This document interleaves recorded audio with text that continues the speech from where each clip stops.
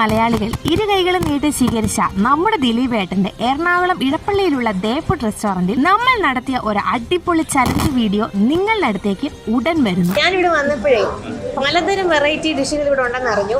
എന്ത് വെച്ചും വെറൈറ്റി ഫുഡുകൾ ഉണ്ടാക്കുമെന്ന് പറഞ്ഞു. അപ്പം എന്ത് കിട്ടിയാലും ഫുഡുണ്ടാക്കുമോ? ശരിക്കും മനുഷ്യന് കഴിക്കാൻ പറ്റുന്ന ഫ്രൂട്ട്സ്, വെജിറ്റബിൾസ്, ഐസ്ക്രീം, ജ്യൂസ് അല്ലെങ്കിൽ അങ്ങനെ എന്ത് കിട്ടിയാലും അത് വെച്ചിട്ട് ദേപ്പുട്ടിന്റെ സ്റ്റൈലിൽ ഫുഡുണ്ടാക്കും.